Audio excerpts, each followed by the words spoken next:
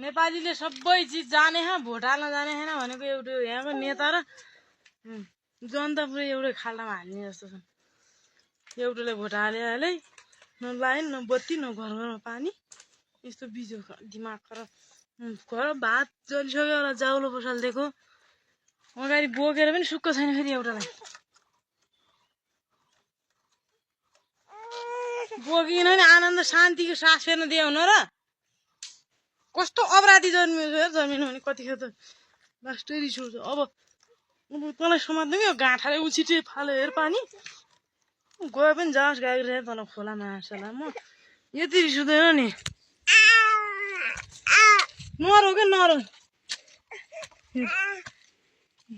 जाम्ला है घर माम बसाल्दैछु जल्यो कि के गरे हेर एक्लै हुनुको जिन्दगी हेर न ठुक्क जिन्दगी मान्छेलाई भुक्लै मार्दा पनि जसरी रिस देखाएको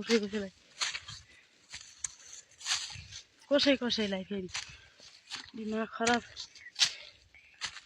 टोइलेट जाँदा पनि सुख छैन बोकेर लाउनु पर्छ मनमा शान्ति एक्लो जिन्दगी मोज छ भन्नेहरूलाई हेर न जिन्दगी दाहे दुश्मनहरूलाई चाहिँ हाँसो मजाक होला यो भिडियो हालेर भयो भने मलाई केही मतलब छैन। दुःख पछि सुख आउँछ अनि अहिले यो ठाउँमा बसेपछि पछि राम्रो ठाउँमा अवश्य पुगिन्छ।